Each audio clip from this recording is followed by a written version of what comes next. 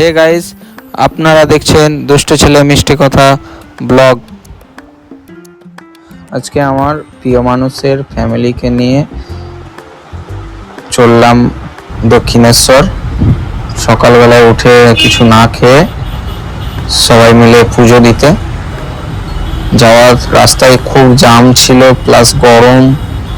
আমাদের ড্রাইভার কাকুটা তার মাঝে মাঝে ফাঁক পেলে, ঠিক ফাঁকা পেয়েছিল যখন তখন গাড়ি টেনে নিয়ে যাচ্ছিল। এটা এয়ারপোর্ট, আমরা এয়ারপোর্টের কাছেই থাকি, আমি এয়ারপোর্টের কাছে থাকি।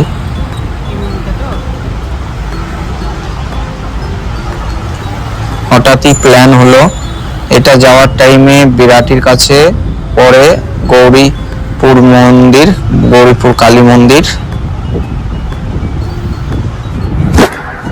রাস্তায় প্রচুর জ্যাম প্লাস গরম ছিল। কলকাতায় গরম মানে তো আর কি আর বলবো, খুবই গরম, সহ্য করা যায় না। এটা দক্ষিণেশ্বর ফ্লাইওভারে চাপ আমরা উঠে গেলাম।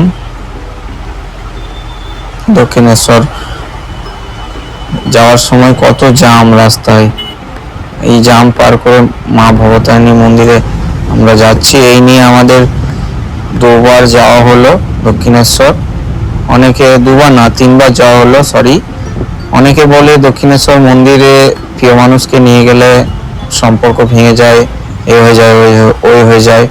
এটা আমি বিশ্বাস করি না। এই নিয়ে আমাদের তিনবার যাওয়া হলো, তিনবারে তো কিছুই হয়নি। ভগবানের ইচ্ছায়, মা ভবতারিণীর ইচ্ছায়, জানি না এবার কি হবে। এই দক্ষিণেশ্বর আমরা ঢুকে গেলাম,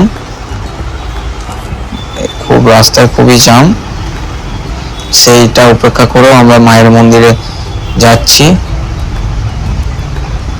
যখন আমরা বেরিয়েছিলাম তখন 1টা বাজে, আর 3টে সাড়ে 3টে নাগাদ মায়ের মন্দির ওপেন হয় বিকেলবেলায়।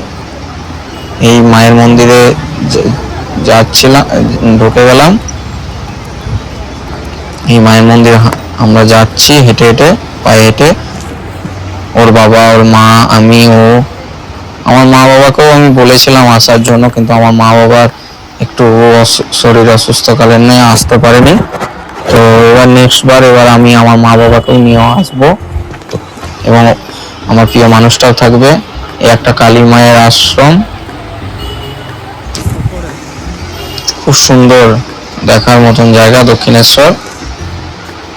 শুধু আমরা দক্ষিণেশ্বরও যাইনি, আমরা আরেকটা জায়গাও গিয়েছিলাম, সেটাও বলবো।